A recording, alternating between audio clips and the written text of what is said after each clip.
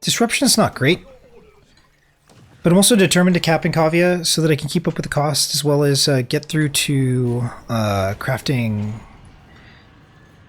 Is it Dante? I think it's Dante. We need to craft another Dante.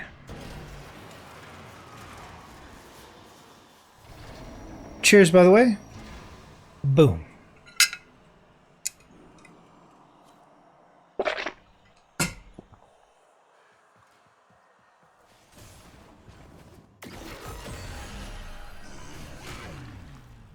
Capillaries are what we need in order to get the next Dante.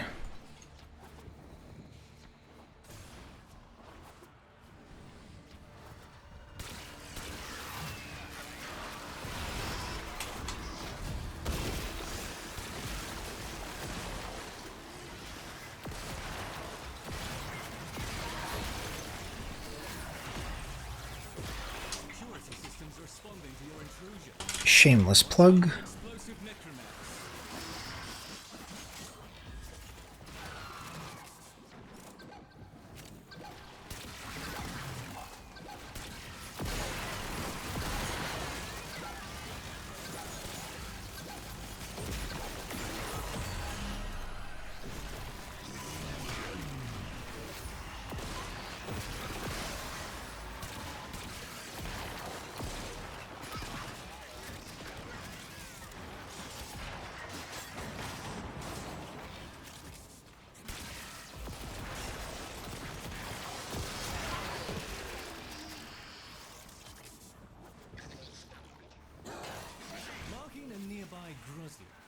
They always have doubles.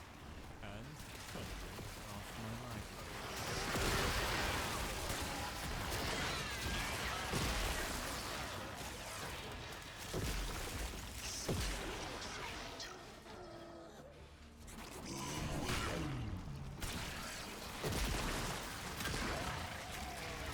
Back what you farming, Cavia?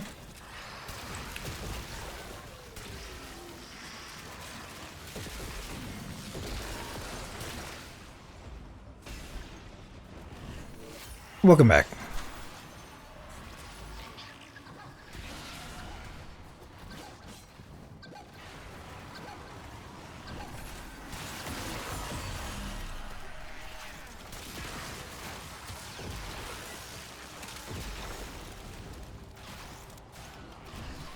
I found out Kaguya? Kaguya.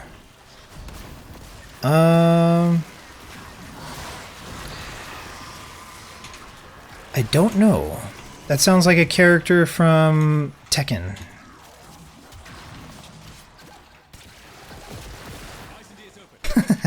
I think that's Kazuya, though.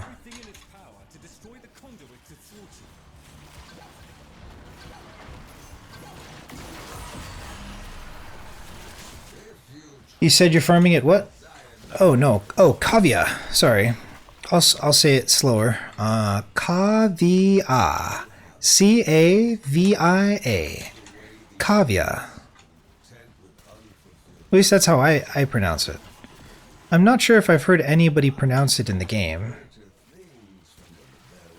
Sometimes the only way we can actually tell the way things are expected to be pronounced is when the developers use it in a sentence. LOL. LOL. Freedom, let's go. I'm farming Cavia standing because I need another Dante. I put my Dante into the Helminth and I need another one. But also there are shards to be found here.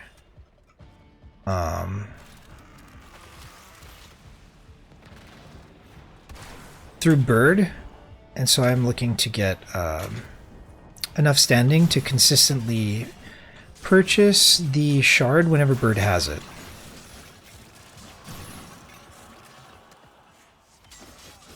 Also, I find it very good whenever I have a resource booster to farm areas that I don't have too much of a surplus in, because whenever I run out of that resource, or if something new comes out that requires it, I just have it waiting and kind of wandering through the game to like obtain a farmed resource that I can otherwise optimize is not really great. So I'd rather just have a surplus of standing and of resources. We don't spend a lot of time doing Sanctum Anatomica. And so I'm happy to collect as many resources as I can here. Cavia.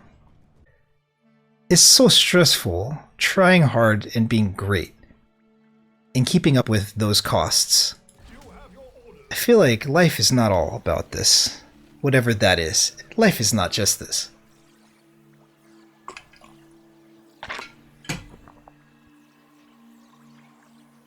Damn, you like triple OG? Yeah, for sure.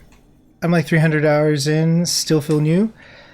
You seem to come from a grind set environment where players are pushing each other to be at their best or to perform at elite benchmarks. So if you just had a good coach, I don't think it will take you a very long time to get really great. Now, that's barring some physical handicap, which, I mean, not all of us are as privileged as the next to have, you know, what is considered standard or normal capacity physically or mentally, I suppose. But if that's not a, you know, overreaching limitation for you, I think it'll just be a matter of time until you get really great. And it doesn't actually have to take very long. Like, it doesn't have to take that long. I did a lot of my stuff alone. But once I got with the right people, I kind of exponentially grew. I had to work very hard on my own to be kind of undeniable, but that was like near HOTS launch. That's when Pocket Raptors would like insta-cap you. like the TTK on Pocket Raptors for a full Berserker player was like 3 seconds. Like you'd see Pocket Raptors and you'd be desperately running to try to survive. Like the game was a lot harder at this point, you know? It's a lot easier now. So I don't think you should be nearly as concerned about your performance in Guild Wars. I would be more concerned about finding a way to train. But you don't have to like want to grind. If you want to be in raids though, you just need people who are willing to coach you. And there are enough people who are willing to coach in that game. But it is Monka-esque to fail in that game. In pugs, it's very sad. In training, it's not bad. So all you have to do is really just train. If you want to get good quickly, just find training groups. You'll learn a lot really quick. Here we go again. I'm lost.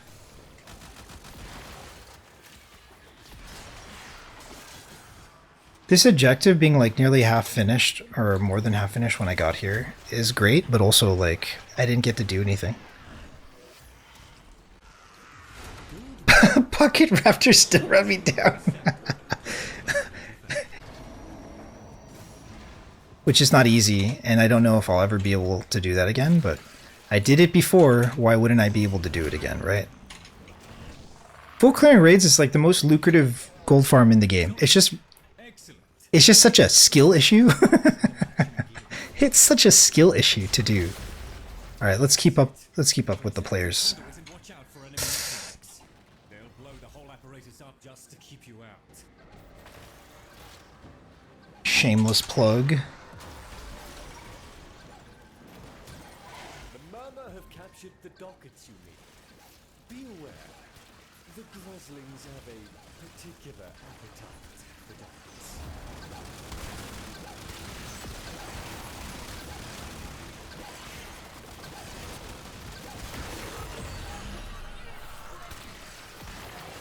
And Full Zerker? Yeah, Full Zerker is...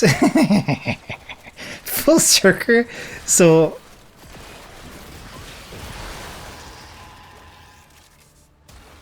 Here's a little secret, okay? I have clears of me in raids using full Masterwork gear. Alright? Rotations matter more than gear. If you can benchmark 100% of the world record, right? Which When I say that, it sounds stupid and arrogant and ridiculous, but like, we just build different, I guess, whatever. Like some people try harder than others, right? I'm washed, okay? I'm like big rust, so I don't, like, that's not us. We not that. But if you can benchmark 90% of the benchmark with like full gear and everything, and you're sitting on masterwork, it's not a big deal. Like, you're still gonna outperform a lot of players who are not as experienced, and it has a lot more to do with positioning than it does about gear. So gear is an interesting thing, and doing full Zerk just means you have the optimal potential for DPS. But if you're always going down, a down state DPS is not a DPS. A dead DPS is not a DPS. So what am I saying? What am I getting at? What I'm trying to say is there's nothing wrong with playing full Marauder's gear. Marauder's gear is a decrease in like a percentage. I think we're going the wrong way actually. Is a decrease by it's a nominal percentage decrease in DPS potential for your stats, but it gives you like a very strong buffer of vitality, which gives you extra health. And so instead of having to feel Monka S all the time because playing full Zerker, which depending on your class, especially Elementalist has the lowest health pool, and it really suffers. It really suffers for a new player to be on the Elementalist in full Zerker, because like you're the glass cannon of the game. If you play full Marauder's gear, you're going to start feeling very tanky, and you'll do more damage because you're less worried about going down all the time.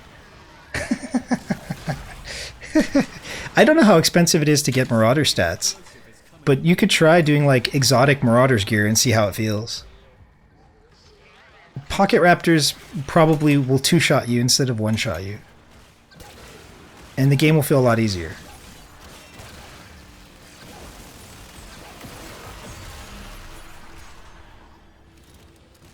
So, a speedrun is not a speedrun if you fail once, okay, in raids. So, there's speed strats, and then there's like everyone else. You can't really do speed strats until you learn like how to clear the instance consistently, like, until you can clear the raid consistently.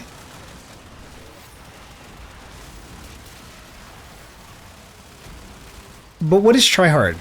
Like, is tryharding conforming to the meta and being surrounded by other people who can't really do high DPS and outshining them and complaining that, you know, they're not good enough or not really contributing as strong as other players? Or is it carrying harder so that everybody can survive longer, and even though you reach the rage timer, everybody gets the clear and everybody wins? I feel like this is a big like disagreement. You know, there's it's easy to have a big disagreement about this, but like do both is stronger than just doing one. And so while I am a strong enough DPS that I don't have to run arc and keep track of what my numbers are, I'm also equally, or if not like more so, a powerful support, so that if things go wrong, I can just carry everyone.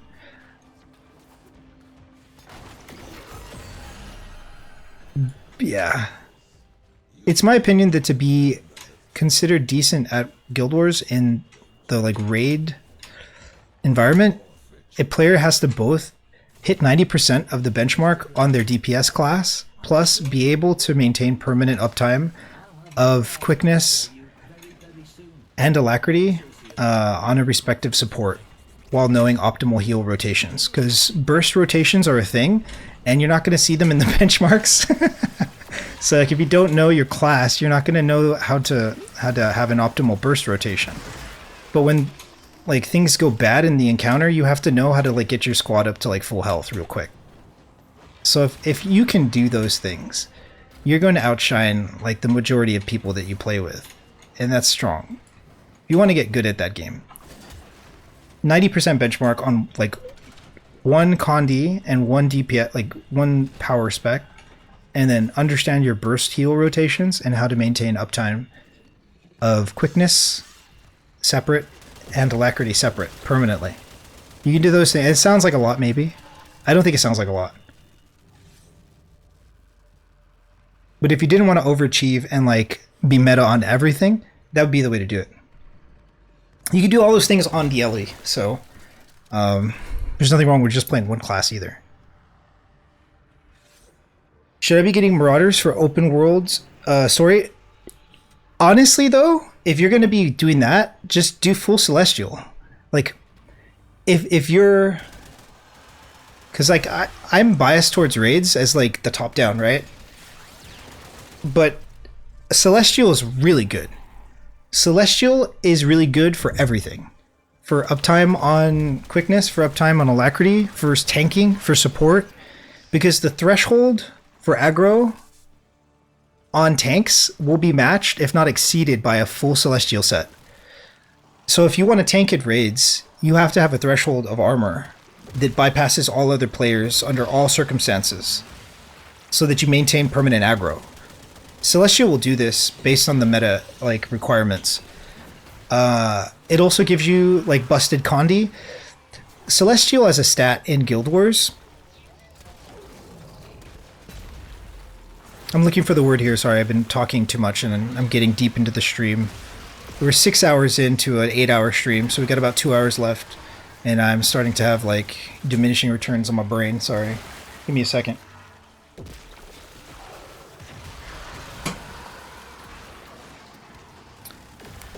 So the pure number of stats that increase for armor sets is different on Celestial. You'll actually get a moderately higher increase on overall stats for choosing to run full Celestial over like full Zerker.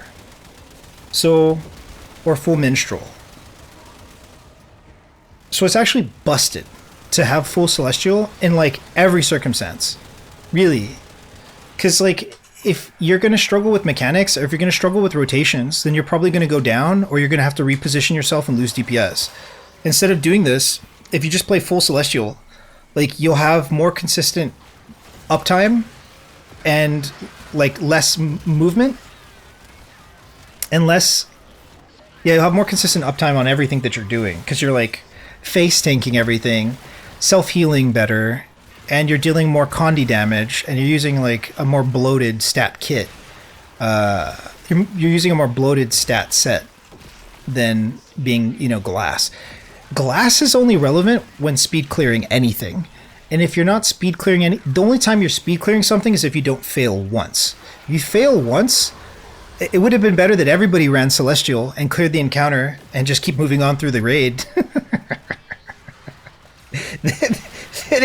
That it is to play Zerk. Zerk is such a, like, it's just, it's not mind-blowing to me. It's not mind-blowing to me. But my mind is blown when players feel that they have to like stress themselves out Monka S to achieve big numbies. Like you're on the ground. Like you're not dealing damage. Like I'm not saying you, but I'm being kind of like, you know, snarky about it. But if a player is playing full Zerk and they're down all the time, like how is that a damage? Like that, where is the damage coming from? Like that is not a DPS player. That is a victim of harsh mechanics and full glass. Like Celestial is the best bet. If you feel new and you feel like you're struggling, like full Celestial is going to carry you a lot more. And I'd rather have a DPS in my squad that's doing like 20k in the encounter and not going down, not being a liability for everybody else, than to have somebody who's like full glass, scuffing their rotation, and like, yeah. Celestial is busted. Celestial's the most powerful stat set, even though it's got nerfed a little bit. It's still the most bloated stat set amongst all stat sets in Guild Wars. It's overpowered, bruh. Equipment tabs are a problem, though. Equipment tabs. So you just need Celestial. If you want to have like if you want to have 3 sets, probably have a full Minstrel, a full Berserker, and then a full Celestial. I think it might be too expensive. Let me check. I'll check for you real quick. I think it might be too expensive to craft. I think it might be too expensive to craft a celestial exotic set. Let's get this up right. Douse enemies, okay. Douse enemies with vitriol. How are we supposed to do this?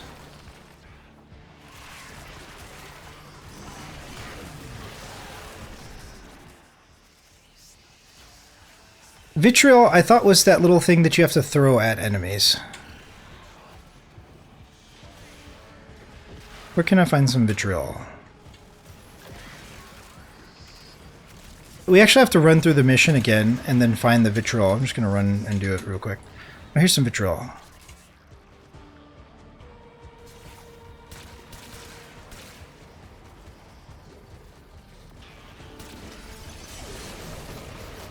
I did it. Come on, I did it. I got you. Here, King, you dropped this. So stupid. Hold up. 6 hour mark, yeah, hell yeah. I have Berserker and half Minstrel, half Harry, so I'll look it up for you right now. I don't think it's worth it. Okay, we just need 1 or 2 more of these. Our noble struggle continues. I think around 50 gold per set usually for exotics. Certain sets require certain, like, Minstrels used to require... This was before you could buy crystals, core crystals. They used to require pearls, I believe. And they were very expensive. Even like the Celestial version cost like 80 gold or something. But the Ascended cost a lot. This was a long time ago, so things are different now. I could be misremembering, but I'm fairly certain that they used to be expensive, so it was worth me taking a look. Celestial will be more than adequate for you to carry yourself through the story, because the story, especially when you do challenges in the story, like it is story mode, right? So it's like, oh, this should be easy. If you start to do the challenges in story mode, especially for HOTS, it gets really difficult, actually. It gets painfully difficult. Celestial will be the best stat to carry you, I think, through everything. And I'm not kidding when I said I used to do raids on Masterwork gear. Like, I didn't do it to meme. I just was like, you know, I don't know.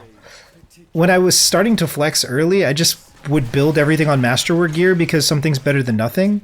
As I've been told, progress is perfection. And I didn't really think that way back then, but that's a really powerful way of looking at it. And so, oh, live on Twitch. 6 hour mark. But yeah. If I was training and I saw you on any of those like 8 things mentioned with 100% uptime of your boon and like 20k for power or condi damage, I would be like, this is good. This is enough to clear it, you know. I'm laughing at how like busted my advice is, because Celestial is insane. It's an insane stat. And if you ever played World versus World, like you can use that for any play style that exists in World versus World. Like if you're vetted into a guild, they might think differently, but like in actuality, it's very powerful. It's very strong and very good contribution. Like, are you one-tapping with Hammer on Rev using Full Celestial? Probably not. Yeah, probably not, but... Other than maybe that, or... like, powered, like, Dragon Hunter, or something.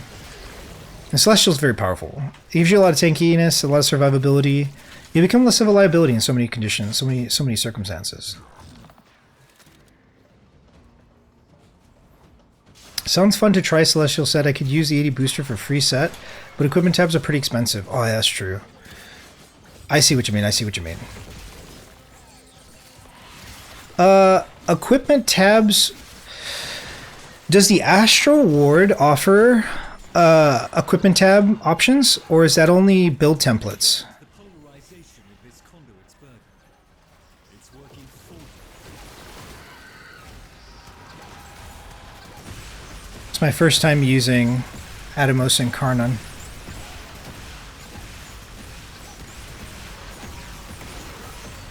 Can already tell you I don't like it. I want cheesy beam weapons. What is this? Grenade launcher? Get that crap out of here.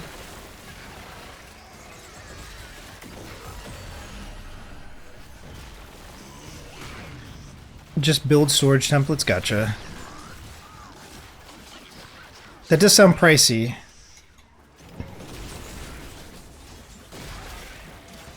When you hear beeping, you know something explosive is coming your way.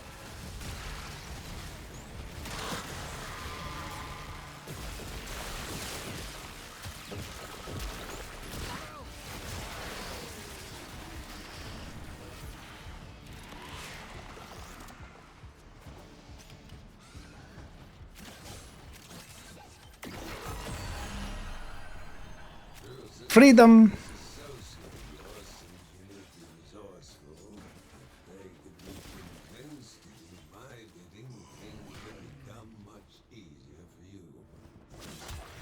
Do understand, Mr. Granham, my associate is a friend performing a favor. To earn my friend's favor, you'd first have to Kind of burn out of doing story.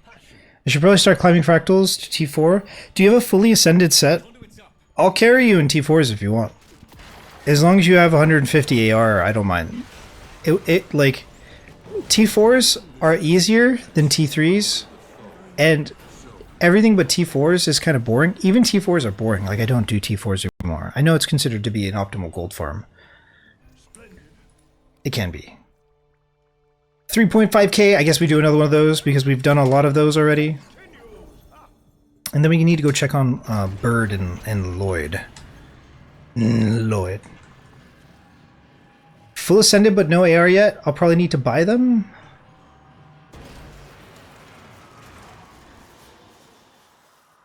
How much does it cost to get a full set of +9s? So when I do like my fully ascended like sets, I always put +9s because when I take them out and move them places, it's very easy. I just prefer like smooth brain +9 on everything. I have 156 AR essentially. So if you can calculate like how many slots you have total, so you have, what is it? So you have 6 slots on your rings. It's worth calculating. I guess what I'm trying to say more or less is if I was tasked to fully ascend something, I would just use +9s everywhere. Both rings can be attuned and infused, and the back piece can be attuned and infused. But there's also the Tear of Alba. The Tear of Alba will give you 15 agony resistance for an hour. And so you could use those each time you do T4s, but there's an account maximum. So you can only do Tear of Alba so many times before the account maximum kicks in and you're just not able to buy Tear of Alba anymore. But by then you should probably get the back piece. Trinkets are best. I guess you already have fully ascended. You just need the +9s. Get those +9s in there, and you're gonna be good to go.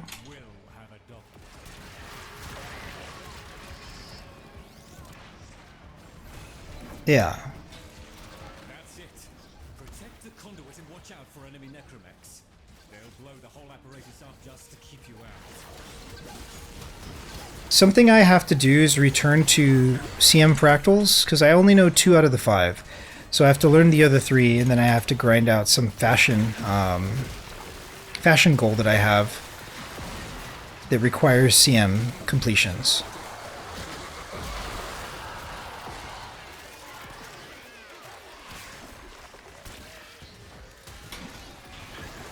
It's 25 gold a day, isn't it? It's between 25 and 30 gold per hour to do T4s and Rex, but it's just more like the T4s gives a chance at ascended gear. And so you start to get ascended weapons and ascended trinkets and ascended armor pieces, like boxes, that you can convert in the Mystic Forge by doing fractals regularly. So if you had an ambition to like fully gear other characters, that ambition would also just slowly but surely be completed as a side effect of just doing T4s every day. And so it's hard to calculate what that gold cost is like, because if you were to like naturally gold farm fund your ascended gear, it would be very costly. But if you're just getting them for free as like RNG drops, winner dinner chicken, then like Fractals is worth more than 25 to 30 gold. It's just hard to calculate that cost. It's around 100 gold for 17 plus 9 ARs. Nice. So, yeah.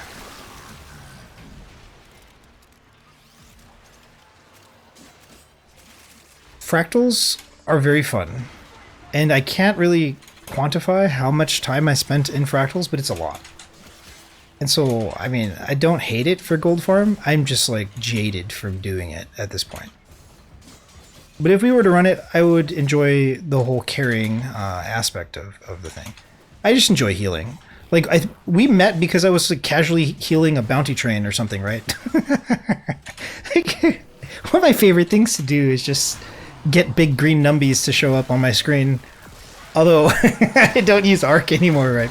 But like, I can tell when I'm approximately hitting that high threshold of 30k. Like a stable 30k heal per second in an open world scenario is always feeling about the same. And so I am able to enjoy that feedback even though I don't see it on the screen.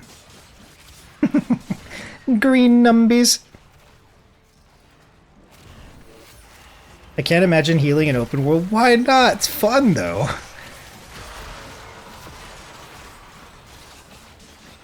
It's different in like closed instances. In open world, it's more of like, are my DPS rotations optimal? Yes? Okay. Then that's it. Yeah. It's only awkward if everybody in the group is struggling to stay up for whatever reason. I don't know, man. Ellie as a healer is kind of ridiculous, but the meta is not really to like have high heals. It's to like mitigate damage with boons and like protection or resistance or Aegis or stability, and have enough heals to like mitigate the content. But what Ellie does excel at over the others is just like, do you want heals? Yes. Do you need healing? Yes. It just does the most heals output possible in the game. So knowing that and having optimal rotations makes it like very enjoyable for me to do, because I'm just like pumping out the green numbies. Big green numbies, bruh. Explosive necromech coming for that conduit. Put down. I will admit though, when I do world bosses, I heal on the druid because I just like, I prefer healing on druid because of like CA rotations. That's Celestial Avatar. Like the way that you heal on druid requires activating like a shroud of sorts, and I just enjoy that vibe and rotation in world bosses. But in bounties, it's like, it's hard. It's actually harder to heal in the bounties than it is to heal in the world bosses. Like world boss, you have one big boss that gives you a lot of room for error. Bounties can like one shot and in-cap a bunch of people, and it's just like weird. And like I can get like 2 shots in certain encounters in bounties, which it never happens in world bosses. So I just think bounties are harder to heal. And so, bring out the Ellie. But healing in the open world is enjoyable. Even on the meta stuff,